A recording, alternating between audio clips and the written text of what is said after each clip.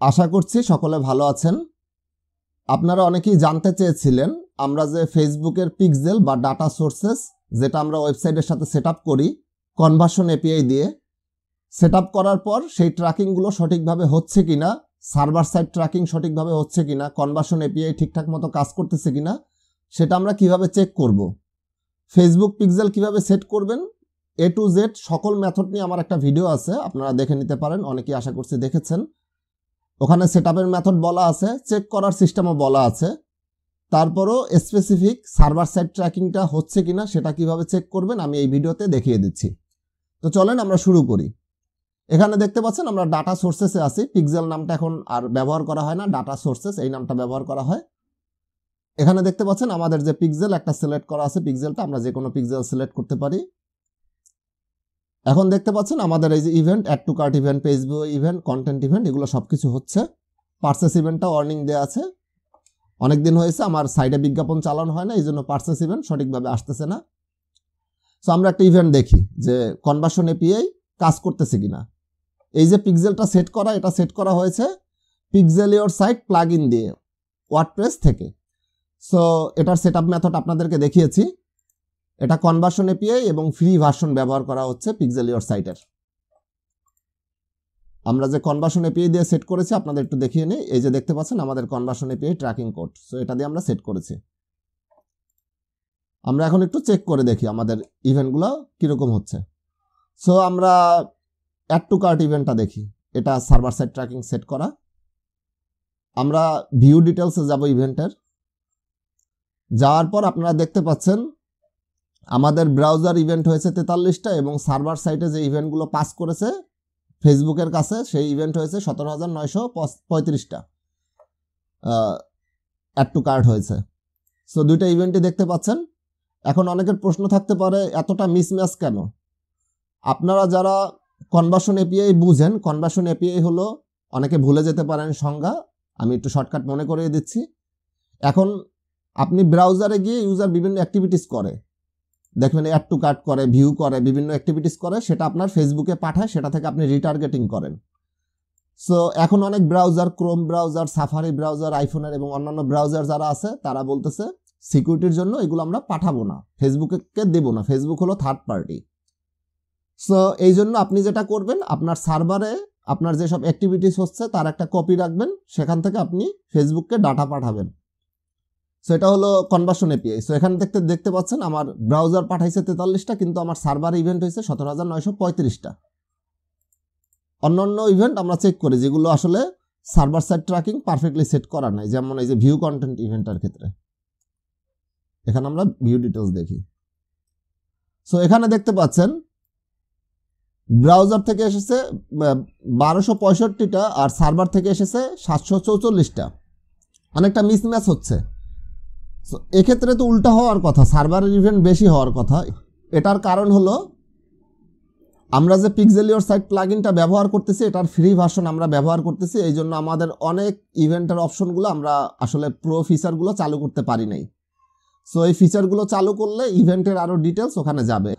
এছাড়া আমার সার্ভারটা আছে, এটা ওভারলোড সার্ভারটা এখন বর্তমানে, কারণ আমার সার্ভারে অতিরিক্ত ওয়েবসাইট রাখা হয়েছে, এটা আরও বাড়াতে হবে। কিছুদিন যাবতীয় সমস্যা চলতেছে কারণ অ্যাডভার্টাইজমেন্ট চালাই না। আরও একটা ব্যাপার আছে, আমি ক্যাশিং প্লাগইন ব্যবহার করতেছি। সো এই ক্ষেত্রে একটু মিসম্যাচ হচ্ছে, এটা ফিক্স করে নেওয়া যায়।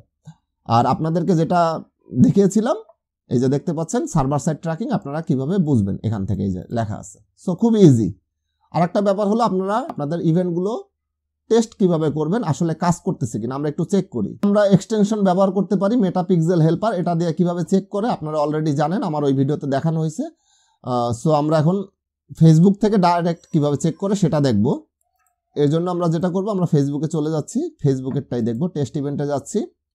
এখানে বলতেছে সিলেক্ট চ্যানেল, আপনি চ্যানেল সিলেক্ট করবেন। এক্ষেত্রে আমার হলো ওয়েবসাইট করার পর এখানে দেখতে পাচ্ছেন টেস্টের জন্য একটা কোড দিয়েছে। সো আমরা কোডটা কপি করে নিব। এই যে টেস্ট কোড দেখতে পাচ্ছেন, এই কোডটা আমরা এখানে ক্লিক করে কপি করে নিব। কপি করে নেওয়ার পর আমরা ওয়েবসাইটে চলে যাব, জেনারেলে যাব, পিক্সেল ইওর সাইটের জেনারেলে। এখানে আসার পর আমরা ক্লিক ফর সেটিংসে ক্লিক করতেছি। এখানে দেখতে পাচ্ছেন নিচে আসলে টেস্ট ইভেন্ট কোড, এটা আমরা পেস্ট করে দিচ্ছি। কোডটা পেস্ট করে দিলাম। এখন আমরা সেভ সেটিংসে ক্লিক করতেছি।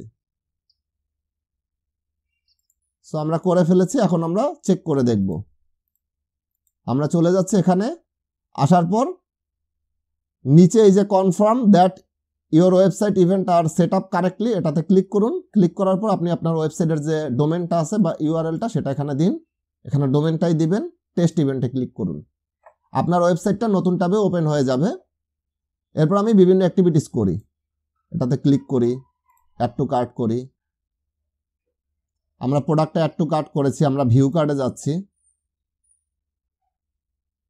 আমরা প্রসিড টু চেক আউটে যাচ্ছি। সো আমরা অনেকগুলো ইভেন্ট করেছি। এখন ইভেন্টগুলো এসেছে কিনা, এই যে দেখতে পাচ্ছেন আমাদের ইভেন্টগুলো এখানে চলে এসেছে। এই যে টেস্ট ইভেন্টে দেখাচ্ছে প্রসিড প্রসিড প্রসিড। আমরা অ্যাড টু কার্ট করেছি, চলে এসেছে। পেজ ভিউ করেছি, চলে এসেছে। আমরা আরও কি করেছি, ইনিশিয়েট চেক আউট করেছি, চলে এসেছে। সো দেখতে পাচ্ছেন অলরেডি এই যে পেজ স্ক্রল করেছি, আমার কাস্টম ইভেন্ট বা সার্ভার সাইড থেকে ডুপ্লিকেট ইভেন্ট আসতেছে।